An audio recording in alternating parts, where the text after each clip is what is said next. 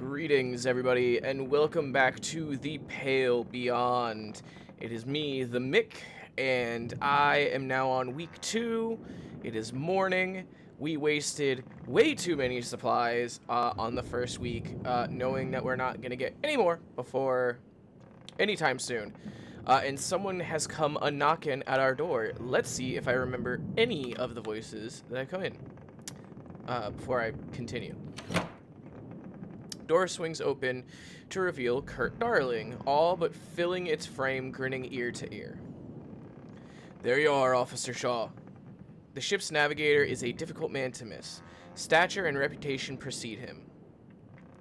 Adorned with a slew of apparatus, this seemingly one-man expedition would be known to anyone following the heyday of exploration, and the merchandising that followed.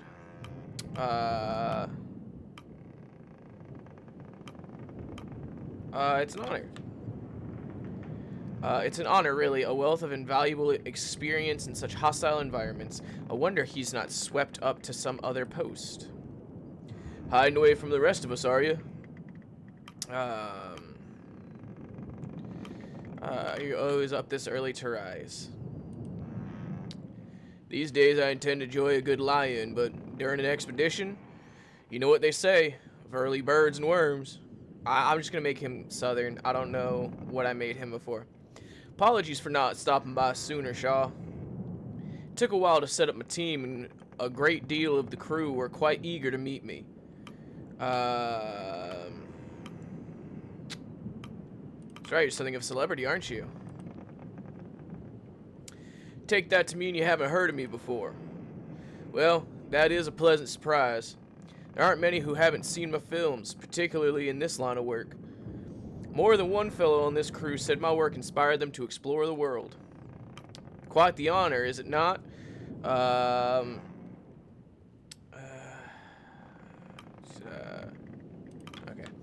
This crew doesn't seem like the film-going type. Well, yes. Most were born on the sea to begin with. But it is good to know even those old films can inspire. I suppose I did get distracted, didn't I? Anyway, I was hoping you'd join me up on deck. Sure, why not, but why? We finally entered the pack. I thought you want to see it for yourself. I'll be right behind you. Kurt turns to walk away before turning back. Oh, and enjoy your morning. It's a good day, Shaw. Kurt Darling, added to your manifest. He leaves. Open my journal. Week 2. Okay. Is there nothing else to do in here? Doesn't look like it. Okay. Alright, I guess I'll go up to the... Whoa! Okay. That... is a lot of ice. So, Kurt... I'm gonna go to the helm real quick.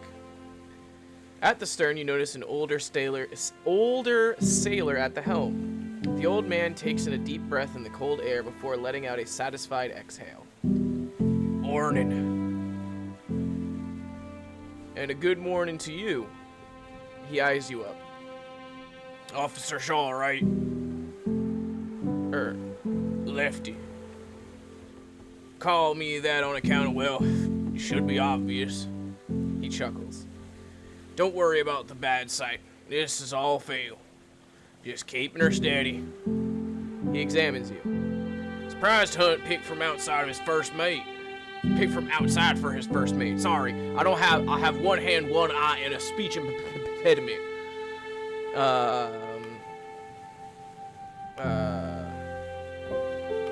Surprised as well, he seems an insular man. He is. He must be something special for Hunt to look outside the ranks. I keep changing his fucking voice. Hunt doesn't have much fondness for the military, but it at least means you've got them work ethic. Mornings like these are about the only peace I get from the younger lot.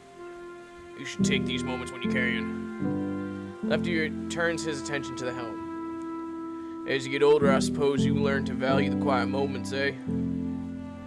Let's hope we're just as diligent when we're old and gray. You're starting to get some gray there too, homeboy. Myself before you, course. Alright, +1 crew available. Alright, time to go to Shaw. Join Kurt at the bow of the ship.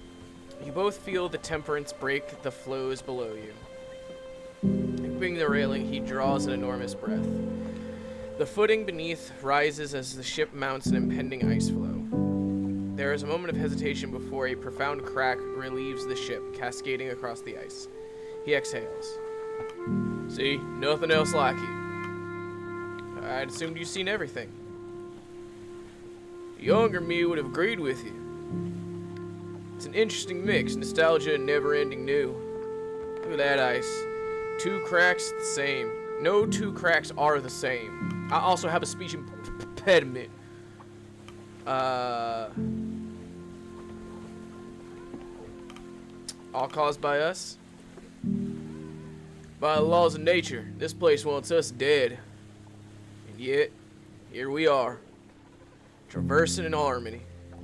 How fantastic is that? Far are we from land?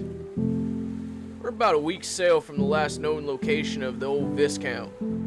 Assuming she isn't exactly where they left her, we can't take smooth sailing for granted.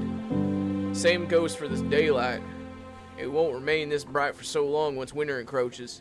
Beautiful as the ice is on this course, it's gonna get thicker.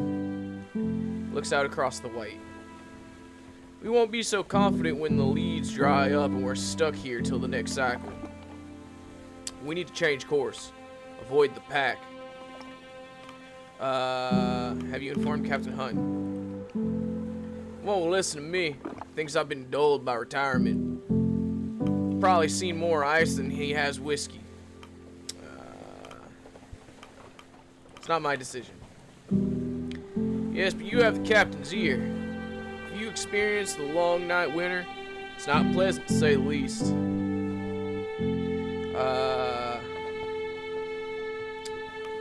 Can't say that I have.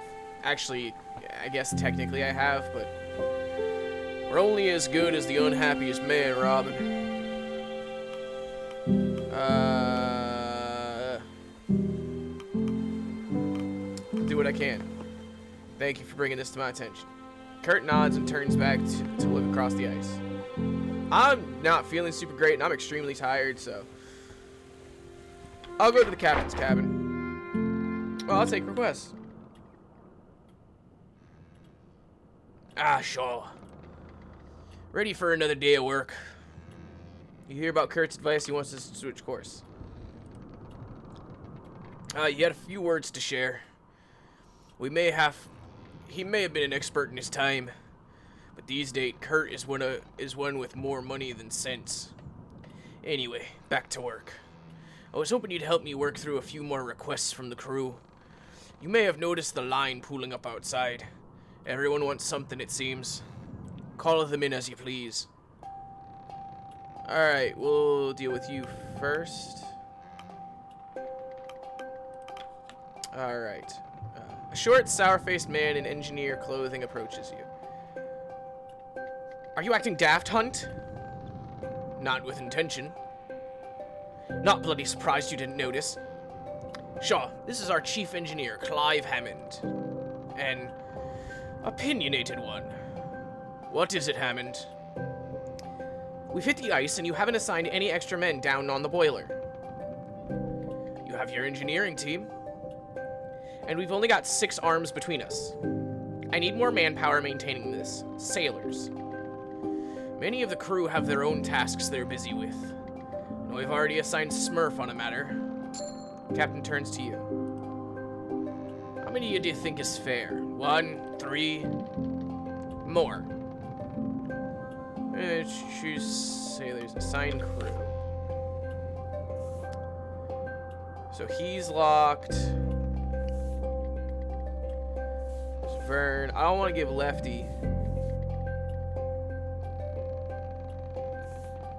Okay, so we're gonna do you. Oh, I don't have to. Okay, hold up.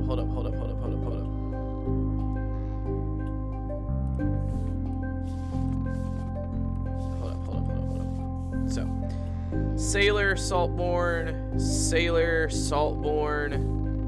Ice Savvy, and Ice Savvy. Between 1 and 4 people. So I'm gonna give you... I'm not gonna give you Corvid. I'm gonna give you...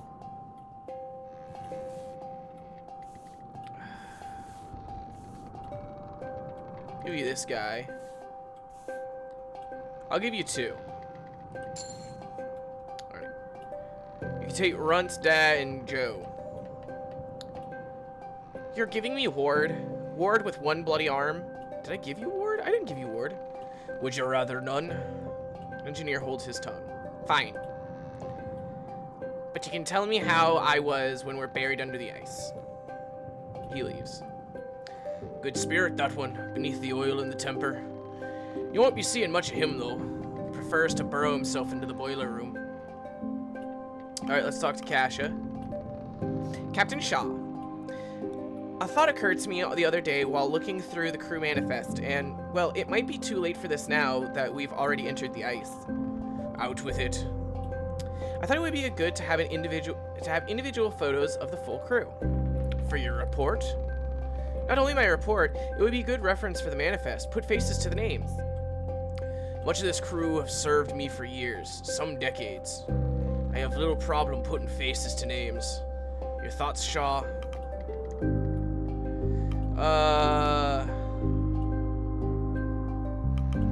It seems like a good idea. It's a good souvenir, if anything else. Sentimental of this expedition, are you? Some proper photographs will have some historical weight to it. Well, Belford, I see no problem there. I'll arrange for the pictures to be taken before the crew have their dinner. Thank you, Captain Shaw. In the meantime, I'll attempt to get as many individual crew photos as I can. You are still welcome to help on that matter, Officer Shaw. She departs satisfied. Alright, Corvid. Crow. Captain, word's gotten around about the stowaway we removed last week. It has. Aye. And their thoughts? They aren't one bit happy, least of all is Da. He says it wasn't right to send the boy away. Only reason Ward stayed aboard was because he needed to pay. Up in arms, are they?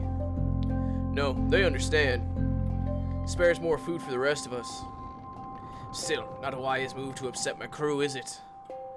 Shaw, perhaps we should consider the crew's feelings next time. I did, motherfucker. Don't Oh, that's a she? Okay. Okay. Good to have all that settled then. Perhaps we shouldn't rule out old Kurt so easily. If the man thinks there could be an alternate path through the ice, he's free to search for it. Shaw, meet with him when you have time. Change in course or not, we'll want one of his scouts to set up in the crow's nest. Take care of that, then you'll be done for the day. I kinda don't want to be done for the day. I want to fucking discover more crew. Speak to the navigator. Send me up there. I'll get you reading. The scientist eyes the man's cane and turns to you. I believe the navigator means to send one of his scouts. The navigator clears his throat and taps his cane. Of course. If you find one, mine. They'll get us a reading, rightly. I'm gonna look at the rigging, I guess. Examining the rigging of the ship, your eyes notice a figure darting by, climbing on the ropes with ease. Figure lands on their feet before dusting themselves off. Their outfit denotes one of Kurt's scouting team. Oh, no problems. She looks to you. And you are? The first mate, Officer Shaw, yourself? Flick, I'm one of Kurt's crew. Don't worry about my safety. I know what I'm doing, trust me. Kurt doesn't just hire anyone. Well, he didn't hire me for no reason. Got the medals in gymnastics if you're worried about my credentials. Flick jumps up and returns to scaling the rigging of the ship. Alright, let's go up to the crow's nest. Oh, there's a question mark here. Approach the sick young man. Spot a youthful-looking man leaning over the side of the ship, his head slumped as he looks into the icy pool below. It appears he's been visited by a spot of seasickness. Are you okay? Speak out, and the sickly man doesn't answer. He raises his head and turns to spot you, his eyes widening in shock as he does. A bespectacled young man shaking with unease. He stares at you for a brief moment, a look of shame plastered upon his face. Sorry. You alright? Yes. Well, not really. I'm very sorry. The man turns around and hurriedly runs in the opposite direction, avoiding your gaze. Okay, dude. Alright. Yeah, let's send Flick up there.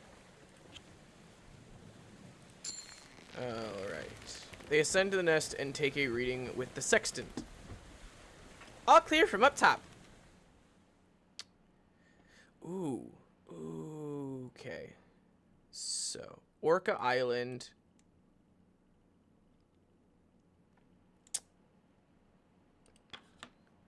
The last port you made where you picked up Kurt and the scouting team from. Okay, so I'm heading this way. Viscount Island. Last known location of the Viscount. Your destination. How do I... Okay. So don't go... So we're going to kind of want to go in like a this way direction. So north by northwest for a ways. If we could avoid these giant icebergs, that'd be great. And then we can kind of slip through here if it's all stationary. If. Alright, I'm going to go back down and see what there is. You overhear two of the newly arrived scouting crew talking. Ah, Quilzy. Have any trouble settling in? Not bad. I can't wait for a chance to sleep, though. A proper navigator never rests until their work is done. Of course, of course. I take it you had no issue settling in? Not at all. The crew are a funny lot. Old Kurt certainly caught their attention. Ha! Do you think any of them would mistake Kurt and myself? I think you'd collapse from joy if they did. Ha! Perhaps. Okay. Don't know why I chose to make them sound like that. What's this? It's my cabin. Okay, descend to the mid-deck. Approach the accordionist. Spots you and ceases his playing. Need something. You're Grimly, aren't you? The man grunts. Aye. Grimly Stoke. I'm the ship's carpenter. Then you're Junior's brother. Junior? Oh, you're Shaw. Junior mentioned you. I don't even remember how I made Junior sound.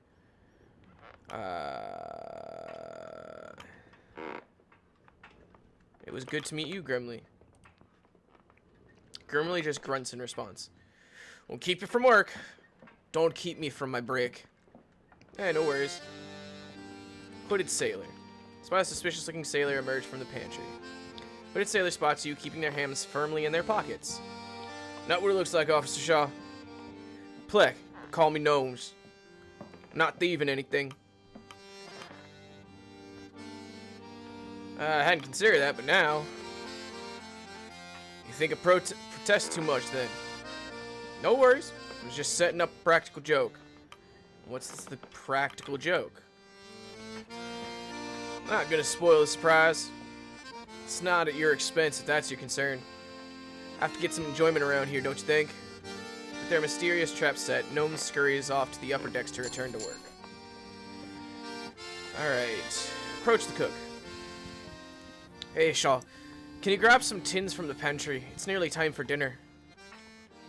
No! Fuck it. When you enter the pantry, a large bag of flour drops on your head, scattering all over your officer's uniform. The hell was that? Gnomes! You wipe the flour off you before continuing. Tin food. Alright, you lift a crate of tins from the shelves. Crew need fed for the week.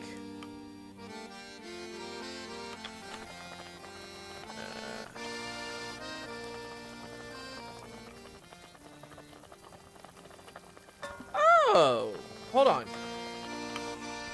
Hold on. Whoa, whoa, whoa, whoa, whoa, whoa, whoa. Whoa, whoa, whoa, whoa, whoa, whoa. I can't grab anymore, but I'm gonna use it. I don't know how many we have. Feed the Hosh Pit.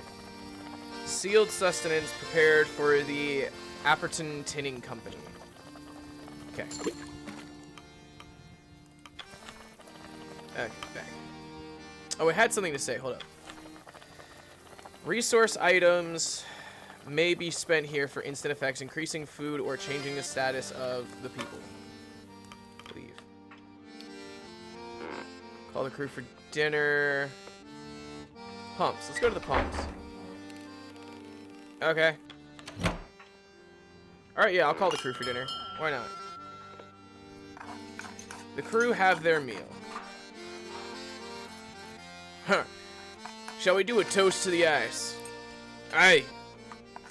The days get longer, but dinner is fixed. It will see us through. I don't know why. Fuck. Days get longer, but dinner is fixed. It will see us through the long days and the darkest nights. Okay. Crew return to their post. The hammocks are unfurled in preparation for the evening. You can't help but notice that it's still bright light outside. Listen. You notice two sailors passing by from the dinner table. An inebriated sailor on wobbling legs, leaning on the shoulder of another. Good times, good times. You need to learn to handle your drink, Tucker. But I'm fine. My must carry me a cavity. I can also drop you. Have two Johns carry you next time. Are you asleep? Shit. Okay. That wasn't weird, but, you know. Door. You knock on the door. No response. Okay.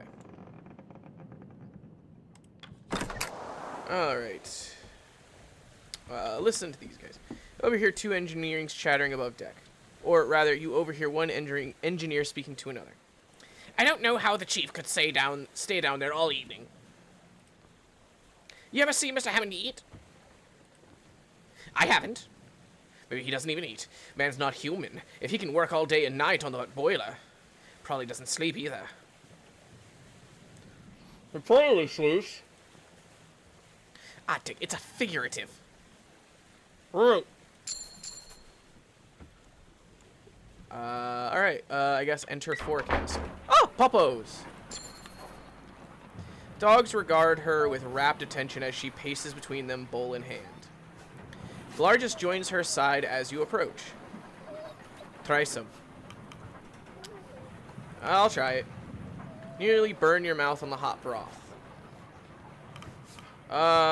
Surprisingly tasty, I guess. You feel yourself warming up. You seem to enjoy it.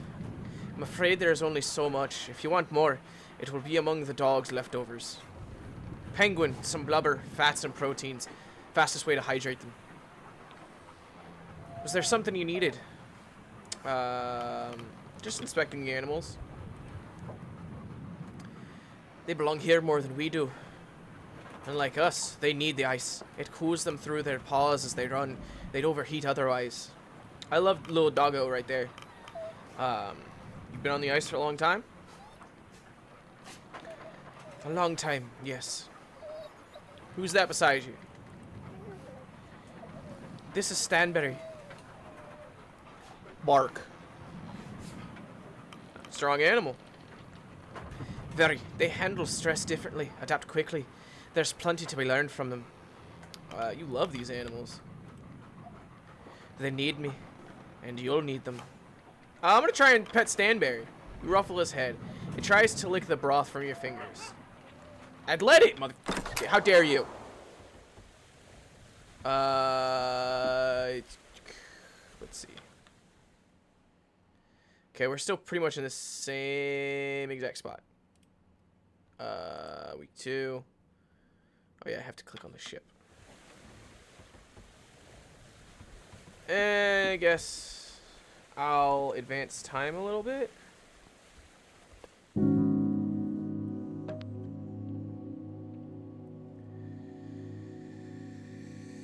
Okay.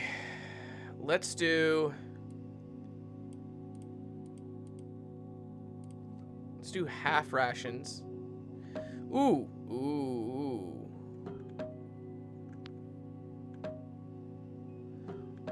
Okay.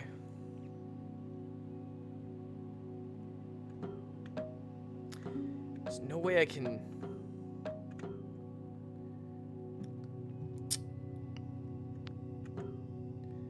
Yeah, I think this is going to be the best course of action.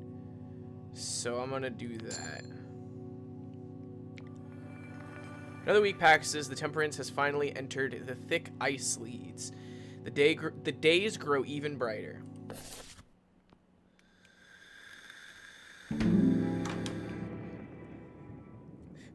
Either this is like the very like either I'm supposed to fail here and like it's supposed to reset and then start like the real game, or I'm not playing this correctly. But I'll find out in a minute. Actually, you know what? No. It's the end of the episode. I'm tired. I don't feel good. Sorry it's not a longer episode. I feel like I've been recording for a decent amount of time, though. If you like this, go ahead and like it. Comment on the video and subscribe if you want to see more of these awesome videos. And tell me other things that you'd like me to see in the comment section below. And as always, I'll catch y'all in the next one.